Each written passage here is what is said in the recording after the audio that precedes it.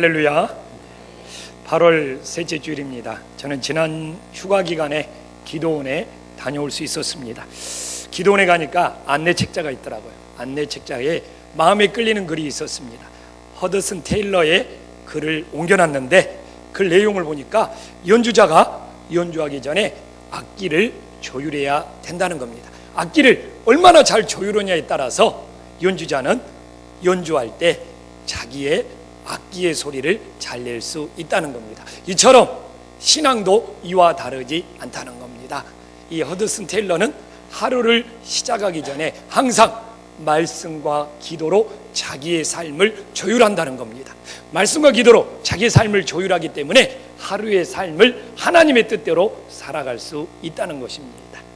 정말 우리들의 삶에 연주하기 전에 악기를 먼저 조율해야 되는 것처럼 우리들의 삶 속에서 하루를 시작하기 전에 말씀과 기도로 우리의 삶을 조율하게 해 주시사 우리들의 삶이 하나님이 기뻐하는 삶이 될 수 있기를 간절히 축원합니다.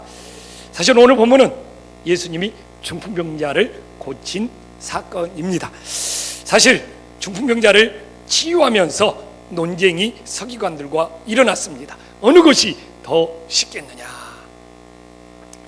사실 이 문제도 무엇을 먼저 조율할 것인가, 이와 별반 다르지 않는 문제입니다.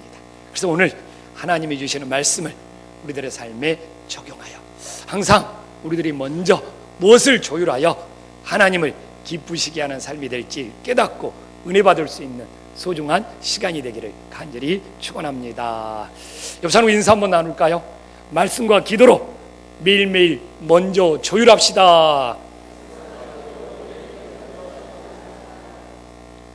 사실 늘 우리는 성경을 보면서 본문의 흐름을 놓치면 안 됩니다. 오늘도 본문의 흐름을 따라서 하나님의 말씀을 나누고자 합니다. 예수님이 공생의 사역을 하시면서 마가복음 1장 34절에 보면 각종 병이 든 사람과 정말 많은 귀신들을 내쫓았습니다. 그러다 보니까 소문이 나죠. 소문이 나.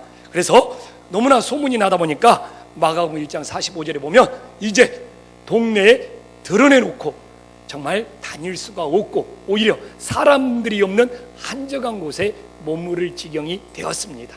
그러다가 오늘 1절에 보니까 피치 못하게 가버나움에 있는 집에 들어가게 되었음을 알 수 있습니다. 그런데 예수님은 소문을 내고 싶지 않았지만 오늘 2절에 보니까 이것 또한 소문이 너무너무 퍼져서 너무나 많은 사람들이 예수님이 머무시고 있는 집에 몰려와서 정말 사람들이 들어갈 틈이 없게 되었습니다.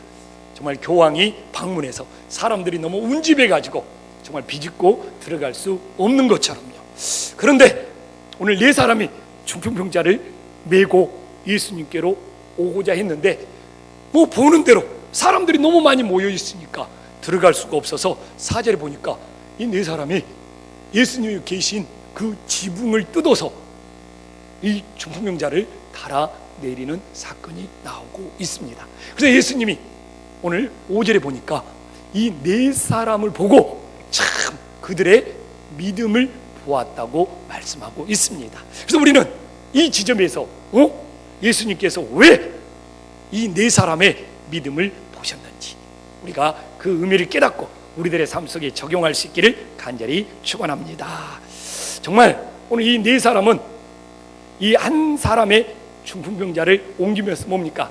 이 네 사람이 합심하여 함께함으로 선을 이루고 있음을 깨달으시기를 간절히 축원합니다. 정말 저는 그런 생각을 해요. 이 네 사람이 함께하였기 때문에 정말 많은 사람들 때문에 들어갈 수 없어서 포기한 것이 아니라 이 네 사람이 함께함으로 지혜를 내서 지붕까지 뜯어서 이 중풍병자를 달아내리게 되었다는 생각을 하게 됩니다. 그래서 사실 혼자서 할 수 없는 일을 이렇게 여러 사람이 네 사람이 함께 모여 선을 이루고 있다는 것을 우리들에게 증거하고 있습니다. 사실 우리가 살고 있는 지금 이 땅에 최근에 일어나는 사건들을 보면 여러 사람이 모여서 한 사람을 바보로 만들어 죽음에 이르게 만들고 있는 것이 우리들이 살고 있는 세상입니다. 어떻게 정말 여러 사람이 모여가지고 오늘 이 중풍병자, 이 한 사람을 정말 살리고 생명의 길로 인도하는 것이 아니라 오히려 여러 사람이 한 사람을 쉽게 바보로 만들어서 죽을 수밖에 없도록 만드는 이 세상 속에 우리들이 네 사람처럼 정말 오히려 사람들이 모이면 그 많이 모인 사람이 연약한 한 사람을 생명의 길로 인도할 수 있는 은혜의 역사가 일어나기를 간절히 축원합니다. 사실 어떤 공동체든지 모이면 악할 수도 있고 선할 수도 있는 중간 지대에 머물러 있는 거예요. 사람들이 모였다고 다 선이 되고 사람들이 모였다고 다 악해지는 것이 아니라 그 공동체가 어느 방향으로 가느냐에 따라서 선함의 본을 보일 수 있고 악함의 죄악을 저지를 수 있는 거예요. 사실 저는 최근에 우리 기독교가 교황을 방문해서 정말 천주교를 비난하고 교황을 비난하는 걸 보면 참 마음이 아파요. 저는 기독교와 천주교의 교리의 차이를 분명히 인정하는 사람입니다. 그러나 지금 우리 기독교가 이렇게 무너져 있는데 다른 교파를, 다른 종교를 비난할 처지에 있느냐 이거예요. 사실 기독교가 정말 일부 보수교단이 천주교를 비난한 걸 보면서 정말 인터넷에 올라가면 일반 사람들이 뭐 묻은 게 나무란다고 합니다. 지금 기독교가 그럴 입장이고 그럴 처지냐 이거예요. 음란의 문제, 물질의 문제, 그 다음에 명예의 문제로 끝없이 추락하고 있는 기독교가 자신들의 회복과 자신들의 해결을 지금 이루어야 할 시기에 정말 자기 자신들의 눈에 있는 들보는 보지 못하면서 정말 다른 눈에 있는 티는 보는 것이 아닌가, 오히려 우리 기독교를 향하여 권면하고 있습니다. 그래요. 정말 저는 교리의 차이는 분명합니다.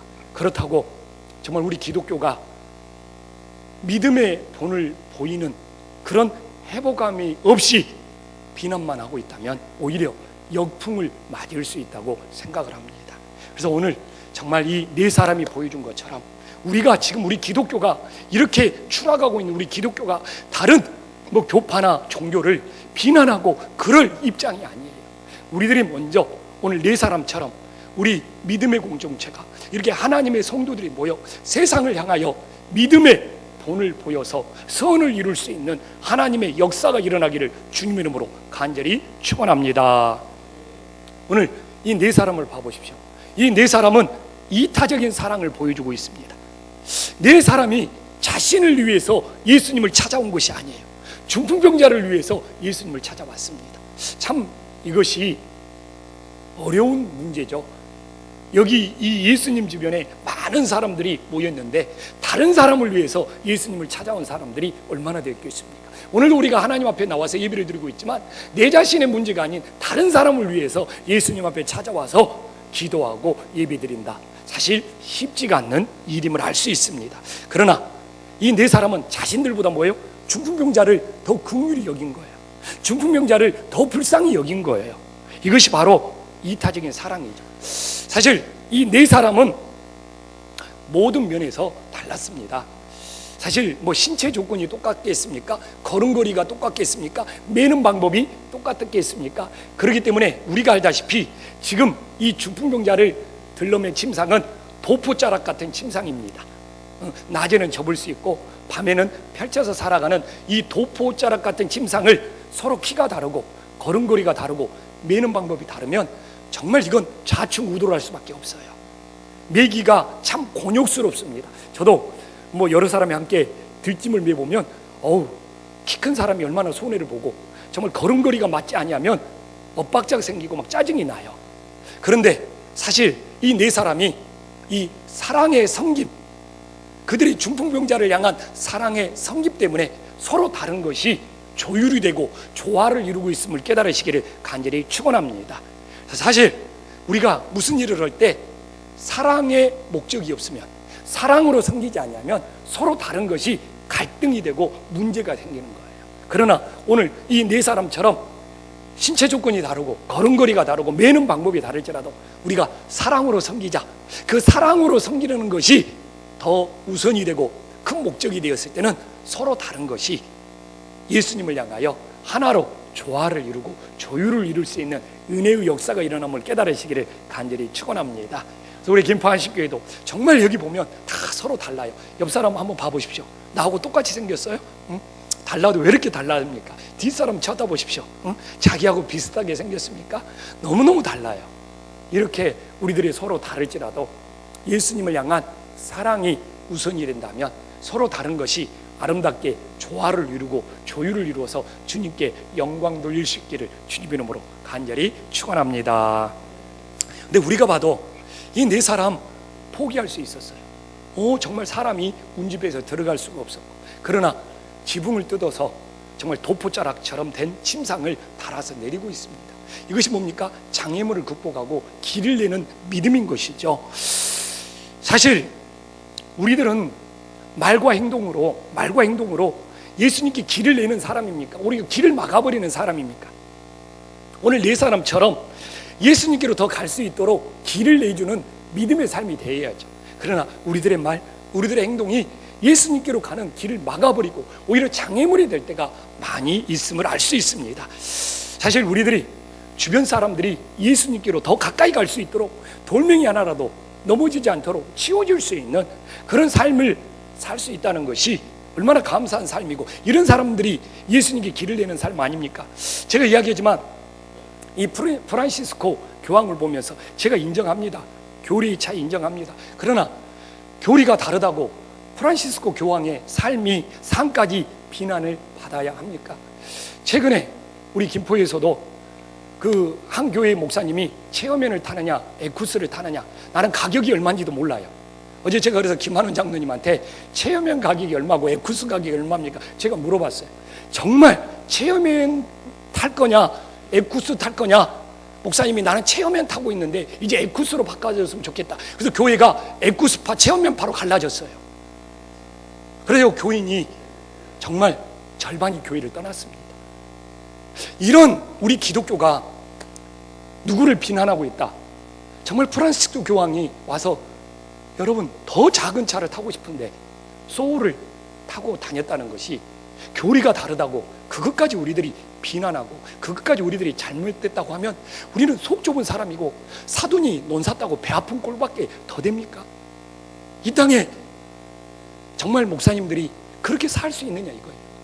정말 프란시스코 교황들은 이탈리아 장인이 만든 수백만 원짜리 빨간색의 명품 구두를 신고 계속 살아왔습니다.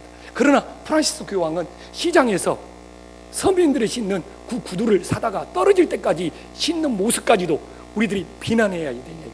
교리가 다르면 그의 그렇게 청빈의 삶, 거룩한 삶까지 다 잘못됐다고, 저는 이 일부 보수교단이 그걸 비난하는 것은 뭡니까? 오히려 자기들이 그렇게 부끄럽게 사는 것이 드러날까 봐 그걸 덮기 위한 방어 기제라고 생각을 합니다. 지금 우리는 그렇게 살지 못하고 있거든요. 그렇게 살지 못하는 것을 바꿔야 돼. 그러나 그걸 감추고 싶어. 그걸 감추고 싶으니까 싸잡아서 비난하는 것은 아닌지 우리 자신들을 돌아봐야죠. 저는 그렇게 생각을 합니다. 정말 2000년 이 교회 역사 속에 프란시스코 교황만큼 이 청빈하고 거룩하게 산 교황을 찾아볼 수가 없다고 합니다. 그분이 천주교를 믿을 수 있도록 길을 내는 거예요. 우리는 부인할 수 없습니다. 그분이 장애물을 제거하고 그의 그 청빈한 삶으로 길을 내고 있는 거예요. 사실 그걸 우리는 비난할 것이 아니라 우리 기독교에도 그렇게 길을 낼 수 있는 사람이, 장애물을 제거하고 그렇게 길을 내면서 살아갈 수 있는 정말 하나님의 사람들이, 하나님의 종들이 세워질 수 있는 믿음의 역사가 일어나기를 간절히 축원합니다. 여러분, 오늘 예수님이 중풍병자에게 찾아왔을 때 정말 이 중풍병자가 네 사람을 통해서 예수님께 찾아왔잖아요. 그런데 오늘 5절에 예수님은 제일 먼저 어떤 이야기를 하고 있습니까? 작은 자야, 내 죄가 사함을 받았느냐 이렇게 말하고 있습니다. 여기서부터 이제 논쟁이 시작되죠. 이런 소리를 들었던 서기관들이 오늘 7절에 보니까 속으로 뭐하라고 생각합니까? 신성모독이다. 하나님 한 분 위에 누가 죄를 사하겠느냐 이렇게 말씀을 하는 것이죠. 그럴 때 예수님이 그들을 가르치고 있습니다. 제일 먼저 어떤 것을 가르치고 있죠? 예수님은 오늘 이 10절에 나와 있지만 인자가 땅에서 죄를 사하는 권세가 있는 줄을 너희로 알게 하려 하노라 하면서 뭡니까? 죄를 사하는 권세를 예수님이 가지고 있다는 것을 가르치고 있습니다. 바로 이렇게 예수님이 죄를 사하는 이 권세, 이것이 바로 예수님이 이 땅에 오신 목적이 됨을 깨달으시기를 간절히 축원합니다. 사실 교회가 예수님이 이 땅에 오신 목적을 잃어버리면 잃어버릴수록, 이 교회가 예수님이 이 땅에 오신 이 구원의 본질, 이 제사함의 본질을 잃어버리면 잃어버릴수록 교회는 타락하는 겁니다. 오늘 우리는 돌아봐야 돼요. 내가 하나님과 예배드리는데 예수님께서 십자가의 보혈로 내 죄를 사해줬다는 이 구원의 본질에 대한 믿음의 뿌리가 있느냐 이겁니다. 정말 우리들이 예수님께 제사함을 받은 이 구원의 본질이 없다면 오늘도 우리는 죽은 예배를 드리고 있는 거예요. 바로 이 제사함을 받는 구원의 본질이 있어야지만이 우리들이 영적인 예배를 드리고 있는 은혜의 역사가 일어남을 믿으시기를 간절히 축원합니다. 옆 사람과 이 중요한 이야기를 나눠야죠. 옆 사람과 한번 인사 한번 나누겠습니다. 제사함을 받은 구원의 본질을 꼭 지니고 있읍시다.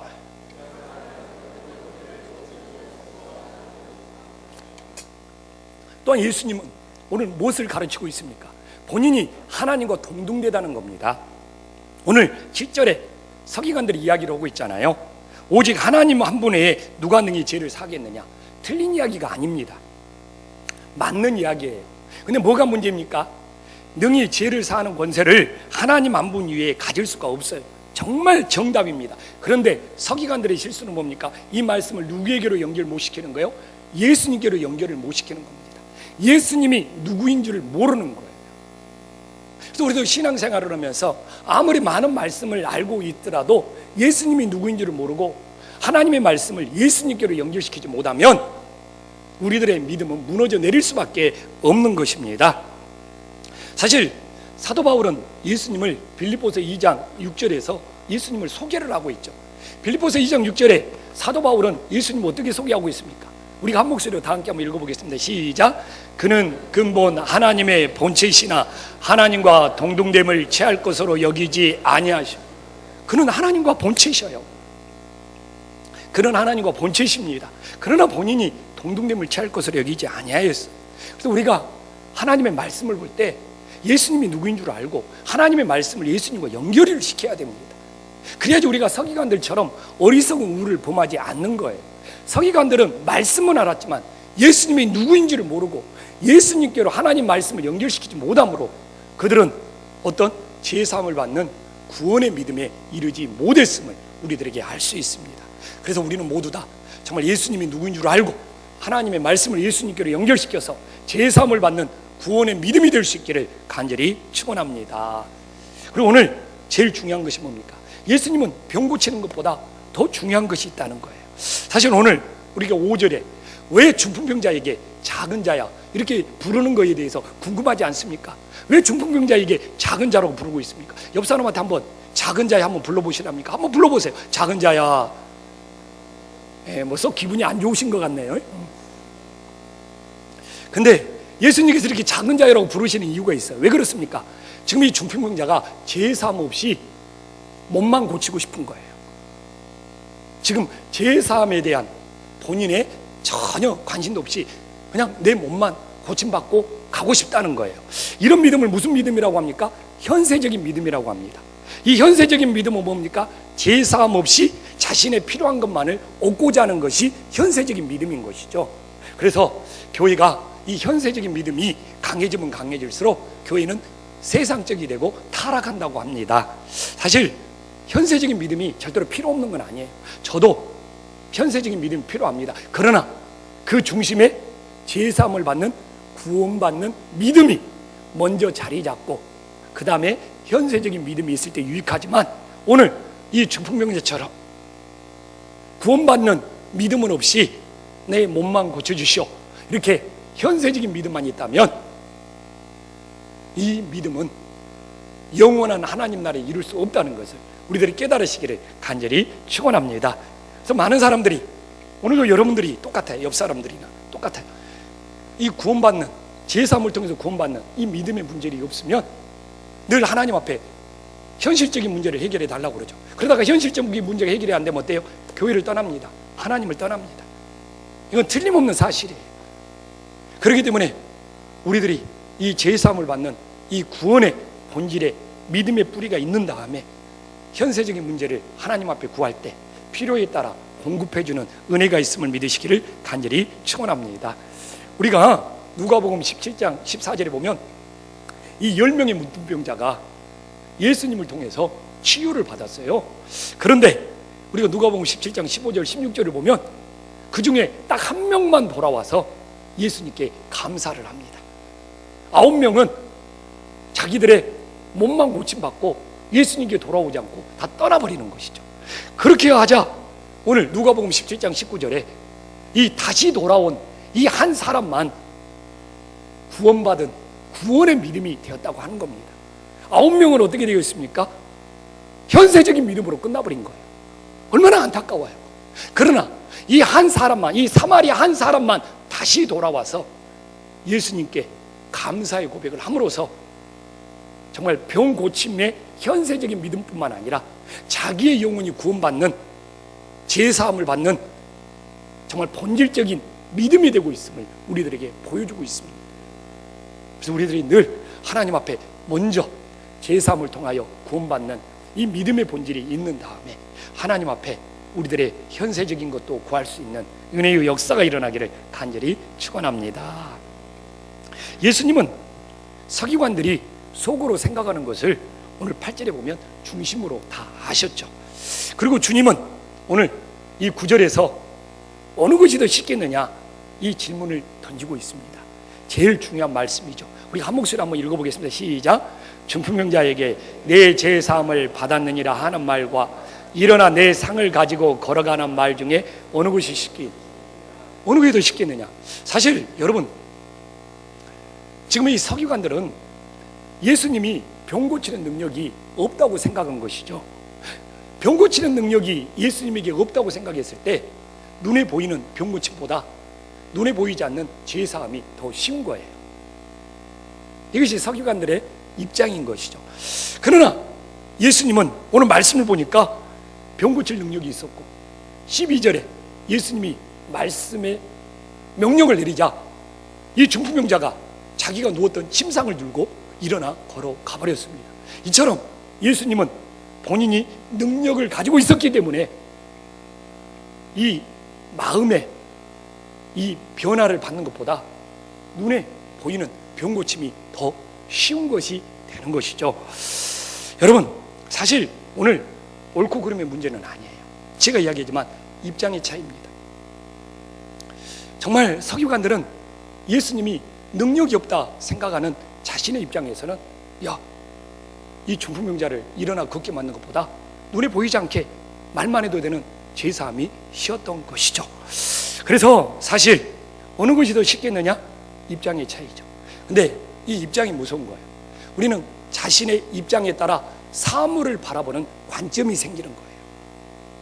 이 관점이라는 것은 자신의 입장이 없으면 관점은 나올 수가 없는 겁니다. 오늘도 다 자신의 입장이 있어요.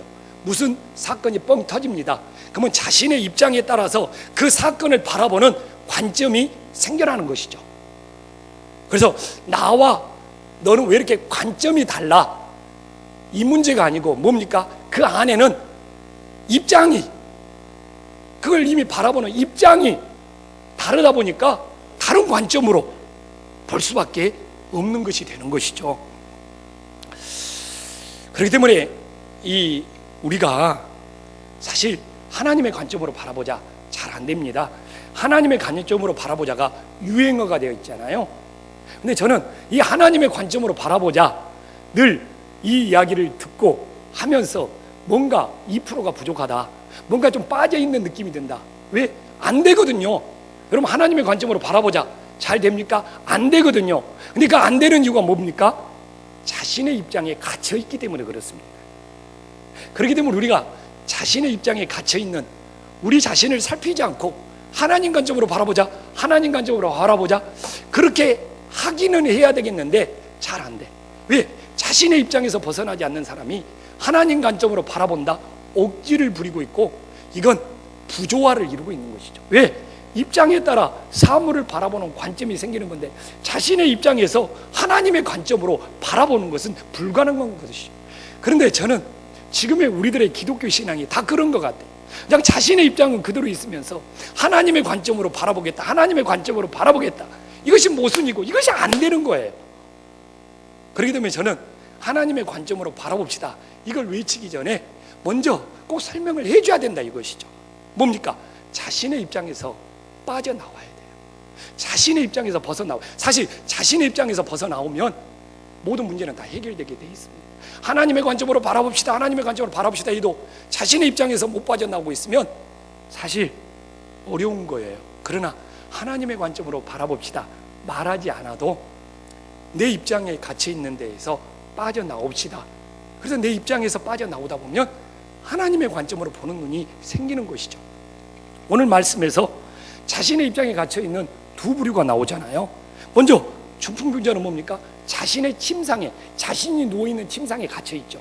자신이 누워있는 침상에서 안주하고 있죠. 사실 우리도 내가 의지하는 침상이 있습니다.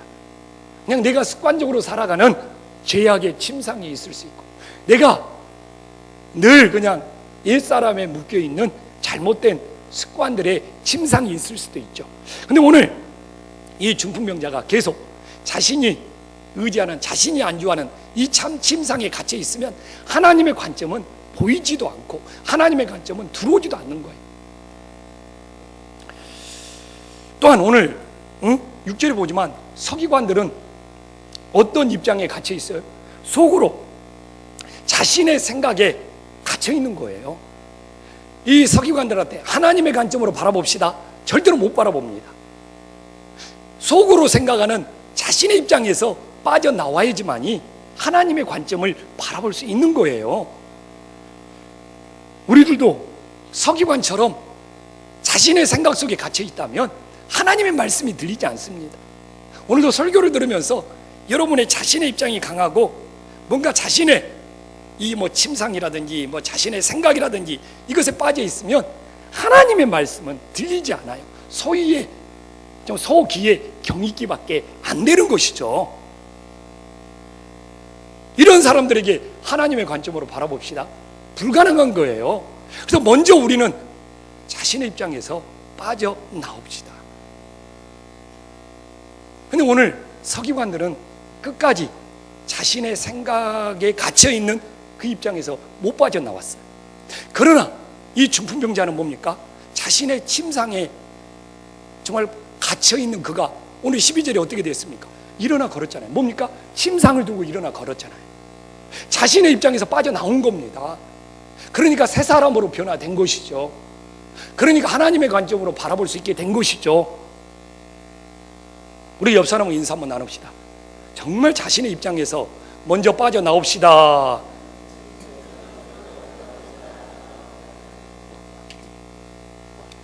그래서 우리는 어떻게 보면 이것이 안 돼 있는 사람들한테 지금까지 하나님의 관점으로 바라봅시다, 이걸 외치는 헛수고를 하고 있었는지도 모르는 것이죠.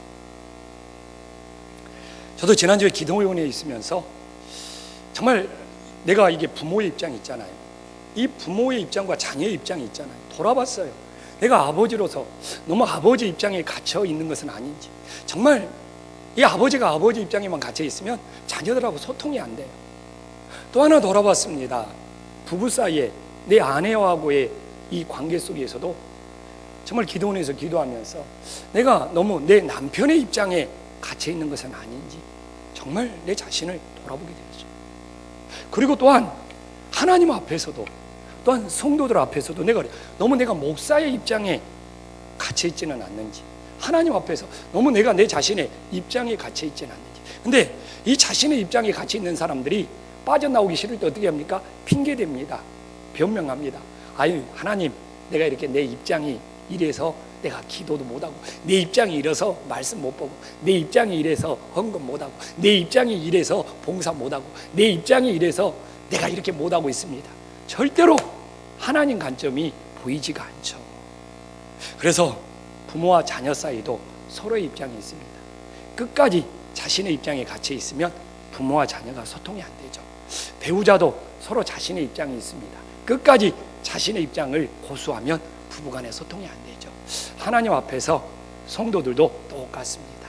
오늘 우리는 먼저 어떤 입장에 내가 혹시 갇혀 있지는 않는지, 정말 자신의 입장에서 늘 변명하고 핑계하며 정말 이리저리 피해 다니고 있지는 않는지, 우리들이 먼저 자신의 입장에서 빠져나와 하나님의 관점을 바라볼 수 있는 믿음의 자녀들이 될 수 있기를 주님의 이름으로 간절히 축원합니다. 기도하겠습니다.